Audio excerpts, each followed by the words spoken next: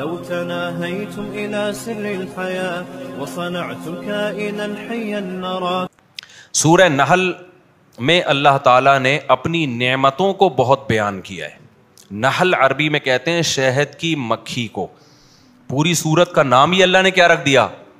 شہد کی مکھی. کوئی خاندانی بات ہوگی شہد کی مکھی میں؟ جو کریٹر ہے، خدا ہے، اس نے سورت کا نام کیا رکھ دیا؟ بولو، شہد کی مکھی. کوئی بات ہوگی نا. میری اور آپ کی نظر میں تو کوئی ویلیو نہیں ہے شہد کی مکھی کی. سائنسدان کہتے ہیں ایک مکھی ہے، چھوٹا سا سر ہوتا ہے، وہ شہد بناتی ہے. اللہ کہتے ہیں کہ تم اس شہد کو تو دیکھتے ہو جو مکھی بناتی ہے، مکھی کو بھی دیکھتے ہو. تم نے پوری سائنسدانوں نے تحقیقات کر کے شہد کی مکھی پہ کتابیں لکھ دی ہیں. ایک ملکہ مکھی ہوتی ہے، تو مزدور مکھی ہوتی ہے، پھر شہد کی مکھی یہ بناتی ہے، پھر شہد میں یہ ہوتا ہے. اللہ کہتے ہیں جس مقصد کے لیے میں نے مکھی کو بنایا تھا اس مقصد سے تم کیا ہو؟ غافل. شہد کی مکھی پہ کتابیں ہیں یا نہیں ہیں؟ پوری کتابیں ہیں. اتنی کائنات ہے شہد کی مکھی. لیکن اللہ کہتے ہیں اس مکھی کو دیکھ کر اور اس کے عمل کو دیکھ کر تمہیں بنانے والے کی طرف متوجہ ہونا چاہیے تھا. تمہیں ڈاروین کے نظریے کو مسترد کرنا چاہیے تھا کہ یہ مکھی خود بخود نہیں بن سکتی. وَأَوْحَى رَبُّكَ إِلَى النَّحْلِ، تیرے رب نے مکھی کو سکھا دیا ہے. یہ مکھی کسی سیل کے نتیجے میں ترقی کرتے کرتے کروڑوں اربوں سال میں یہ خود سے اس شیپ میں نہیں آ گئی ہے، اور اس کے اندر جو سافٹ ویئر اس کی کھوپڑی میں انسٹال ہو گئے جس کی وجہ سے یہ دور دراز سفر کر کے اتنا بہترین شہد بناتی ہے، یہ سافٹ ویئر آٹومیٹیکلی اربوں سال کے نتیجے میں انسٹال نہیں ہوئے ہیں. یہ خود بخود ہو نہیں سکتا. اوہا ربو کا، یہ تیرے رب نے اس کی چھوٹی سی کھوپڑی کو یہ سکھایا ہے. نہیں یہ بات میرا خیال ہے سمجھ میں. آج ہم اللہ کی نعمتوں سے فائدہ تو اٹھاتے ہیں، سائنسدان بھی اٹھاتے ہیں، ڈاکٹر بھی اٹھاتے ہیں، لیکن خدا جب یہ کہتا ہے کہ ان نعمتوں میں خدا کو تلاش کرو، اس کام کے لیے ہمارے پاس ٹائم نہیں ہے. آپ کسی ڈاکٹر سے پوچھ لیں دودھ پہ ریسرچ کر کے بتاؤ، ایسی بہترین ریسرچ آپ کے سامنے پیش کر دے گا، آپ کہیں گے واہ بھائی واہ. پھر وہ کہے گا مولویوں کو پتا ہے اس ریسرچ کا؟ نہیں جی ہمیں تو نہیں پتا، مولوی جاہل ہوتے ہیں، تم کیوں فالو کر رہے ہو مولویوں کو؟ یہی ہوتا ہے کہ نہیں ہوتا؟ یونیورسٹی میں آپ کے پروفیسر صاحب آپ کو بتائیں گے جی ایکچولی شہد میں یہ ہوتا ہے، پھر یہ ہوتا ہے. پھر ڈاروین نے یہ بکواس کی تھی کہ وہ بندر سے ہوتے ہوتے پھر شہد کی مکھی. پتہ نہیں شہد کی مکھی بندر سے بنی ہے کس سے بنی ہے. انسان تو بندر سے کہہ رہے ہیں بنا ہے، وہ کہہ رہے ہیں، میں نہیں کہہ رہا بھائی ٹھیک ہے نا. لیکن یہ کہ وہ مکھی کس سے بنی ہے تو ہو سکتا ہے وہ کہہ رہے ہیں ایک پودا ہوگا، پھر یوں ہوگا، پھر یوں ہوگا. کیونکہ جب خدا سے نفرت ہے، خدا کا انکار کرنے کی قسم اٹھائی ہوئی ہے، تو کوئی نہ کوئی لاجک اوٹ پٹانگ پیش کرنی. یہ کہتے ہوئے موت آتی ہے کہ خدا نے بنائی ہے. موت کیوں آتی ہے؟ خدا کو مان لیا نا تو پھر پیغمبروں کو ماننا پڑے گا، پیغمبروں کی کتابوں کو ماننا پڑے گا، پھر زنا کو حرام کہنا پڑے گا، پھر شرک کو حرام کہنا پڑے گا، پھر جنت کو ماننا پڑے گا، پھر جہنم کو ماننا پڑے گا، پھر نماز کو ماننا پڑے گا، پھر روزے کو ماننا پڑے گا، پھر پردے کو ماننا پڑے گا، پھر ماں باپ کو اولڈ ہاؤس میں جمع کرانے کا آپشن ختم ہو جائے گا، پھر وراثت کے حکام ہیں، پھر شراب حرام ہو جائے گی، پھر داڑھی رکھنا پڑے گی، پھر عورت کو پردہ کرنا پڑے گا، پھر مذہب کی اتنی پابندیاں کی، اسٹیپ بائی اسٹیپ سب چیزیں لاگو ہوتی چلی جائیں گی. تو انسان نے کیا بدماشی کی یار، تمام پابندیوں سے اپنے آپ کو آزاد کرو. اس کا بہترین حل یہ ہے کہ خدا کے وجود کا انکار کر دو کہ خدا ہے ہی نہیں. ارے کیسے انکار کریں؟ پھر یہ کائنات بنی کیسے؟ تو بول دو کہ یار ایسے بنی ہے، یہ ایسے بنی ہے. کہ وسیم بھائی کیسے بنے؟ یار خود سے کیسے بن گئے وسیم بھائی؟ آئی وہ کہیں خود سے نہیں بنے، وہ ایک سیل تھا، پہلے بندر بنا، پھر ان کی دم مارکیٹ سے شارٹ ہوئی، دم ہوتے ہوتے پھر یہ خوبصورت سا انسان وسیم نام کا وجود میں آ گیا. خدا کی قسم کھربوں سال میں نہیں بن سکتا. لوہے کو آپ زمین پہ ڈال دینا، کھربوں سال میں ایک تلوار خود بخود بن کے دکھائے، وہ نہیں بنے گا. وہ ایک مکھی نہیں بن سکتی. اللہ فرماتے ہیں یا ایھا الناس ضرب مثل فاستمعوا له. میں جب یہ آیت پڑھتا ہوں نا مجھے اپنے شیخ حضرت مفتی رشید احمد صاحب یاد آتے ہیں. حضرت جب ایک دفعہ یہ آیت پڑھتے پڑھتے نا ایسے آواز بلند ہوئی، کہتے ہیں ایسا مزہ آتا ہے یہ آیت پڑھنے میں. یا ایھا الناس ضرب مثل، اے لوگو. ڈاروین بھی ہے، نیوٹن بھی ہے، آئنسٹائن بھی ہے، دودھ والا بھی ہے، پکوان والا بھی ہے، ڈاکٹر بھی ہیں، انجینئر بھی ہیں، رکشے والے بھی ہیں، سب کو اللہ خطاب کر رہے ہیں. ضرب مثل فاستمعوا له. اللہ کہتے ہیں ایک مثال بیان کر رہا ہوں، ذرا اس کو غور سے سنو. ان الذين تدعون من دون الله لن يخلقوا ذبابا. اللہ کے سوا کوئی ایسا نہیں ہے جو ایک مکھی بھی پیدا کر کے دکھا دے. اتنی پیچیدہ مشین اس گندی مکھی میں ہے جو گندگی پہ بیٹھتی ہے. اس مکھی کی اللہ بات کر رہا ہے. ذباب اس مکھی کو کہتے ہیں جو گندگی پہ بیٹھتی ہے. اتنی گندگی پہ بیٹھنے والی مکھی کے اندر بھی ایسی مشینیں فٹ ہوئی ہوئی ہیں کہ ایسی مشینیں آج تک انسان نہیں بنا سکا ہے. جو کام لاکھوں کروڑوں اربوں سال میں انسان نہ کر سکا, وہ کام آٹومیٹیکلی خود سے کیسے وجود میں آ گیا. لن یخلقوا ذبابا ولو اجتمعوا له, ساری کائنات اکٹھی ہو کے ایک جاندار مکھی بنانے کی کوشش کرے, اللہ فرماتے ہیں یہ ممکن نہیں ہے. تو یہ خدا کا کام ہے بھائی, ایک گندی مکھی. اور شہد کی مکھی تو اس سے بھی زیادہ کیا ہے, ایک عجیب مخلوق ہے.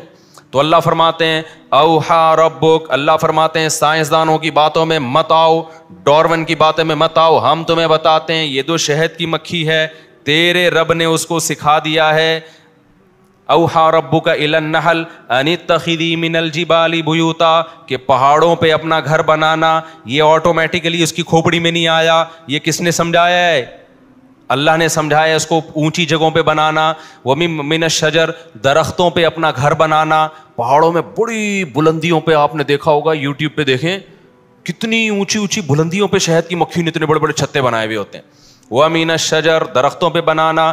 وَمِمَّا يَعْرِشُونَ, اور لوگ تیرے لیے کوئی انتظام کریں نا چھتا بنانے کا, اس میں بھی بنا دینا.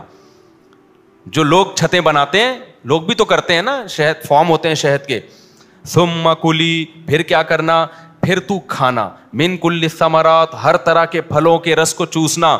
فَاسْلُكِي سُبُلَ رَبِّكِ ذُلُولًا, مکھی کہہ رہی ہے اللہ تو نے میرے ذمہ عجیب کام لگا دیا, پہاڑوں پہ گھر بنا رہی ہوں, پھل وہ دوسرے گاؤں سے بھی آگے ایک باغ ہے وہاں پر ہیں.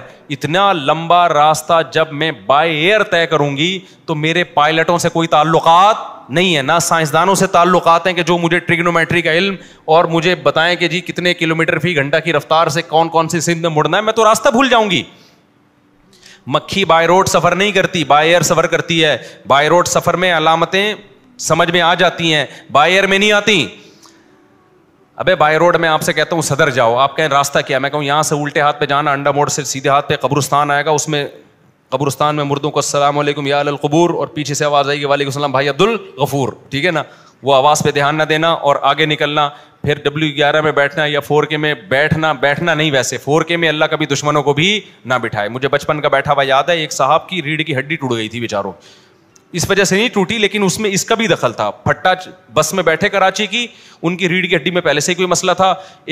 وہ بیچارے آرمی کے ریٹائر لیفٹیننٹ تھے, وہ ایک زبردست قسم کا کراچی کا کھڈا آیا جو کہ آتا رہتا ہے, پہلے بھی ان کی زندگی میں آیا لیکن کمر نے برداشت کیا. انہوں نے کہا جہاں اتنا برداشت کیا 2-4 کھڈے اور برداشت ہو جائیں گے. کراچی میں اچانک ایک اسپیڈ بریکر یا کھڈا آیا, بس اچھلی ہے اور پھٹے سے وہ بیچارے نیچے گرے. اس کے بعد کمر پکڑ کے بیٹھ گئے, اس کے بعد وہ دوبارہ اب تک نہیں اٹھے اور بیچاروں کا انتقال ہی ہو گیا, اللہ ان کی مغفرت فرمائے.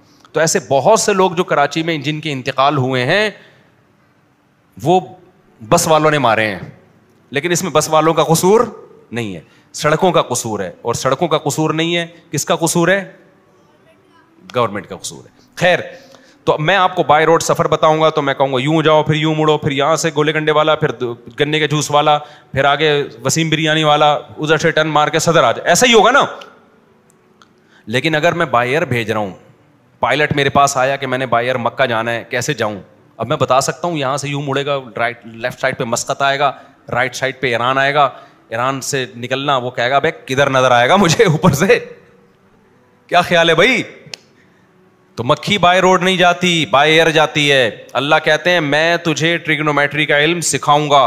مکھی شہد کی ایسے بہترین سفر کرتی ہے نا, لمبے لمبے, سورج کی کرنوں سے اور سائے سے اندازہ لگاتی ہے کہ جب میں چھتے سے نکلی تھی یہ سایہ یہاں تھا تو مجھے اس ڈائریکشن میں گئی تھی, اب یہ سایہ چینج ہو چکا ہے تو مجھے کس ڈائریکشن میں آنا. انتہائی پیچیدہ علم ہے جو اللہ نے مکھی کو سکھا دیا یہ علم. تبھی قرآن نے کہا فَاسْلُكِي سُبُلَ رَبِّكِ ذُلُولًا, تیرے رب نے واپسی کے راستے مسخر کر دیے ہیں, تیرا رب تجھے وہ راستے بھولنے نہیں دے گا. انہی راستوں پہ چل کے واپس اسی چھتے میں جانا جس چھتے سے نکلی تھی تو.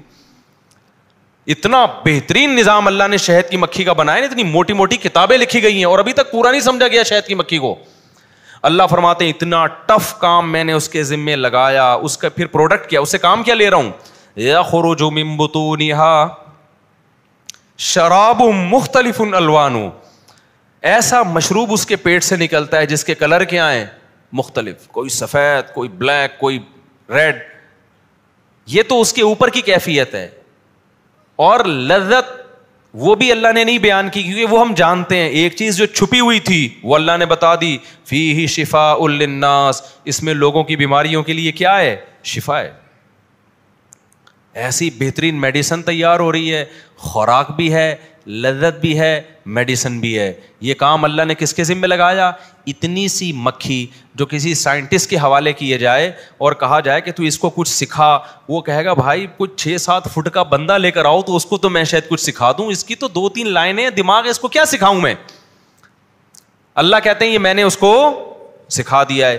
آگے اللہ فرماتے ہیں ان فی ذلک لآیۃ لقوم یتفکرون، جو غور و فکر کرتے ہیں اس میں، ان کے اس شہد کی مکھی میں ان کے لیے بہت بڑی نشانی ہے. کس چیز کی نشانی ہے؟ اس بات کی کہ یہ کائنات خود سے نہیں بنی، اس کائنات کو کسی نے بنایا ہے، مکھی بن نہیں سکتی. نمبر 2، جس نے بنایا ہے وہ صاحب کمال ہے، کوئی ایسا کمال والا بولو نہیں ہے.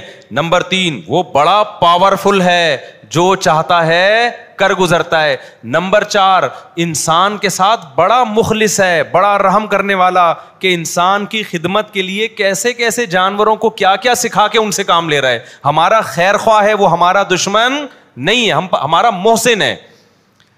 تو یہ تمام باتیں ایک شہد کی مکھی میں اللہ نے بولو چھپا دی.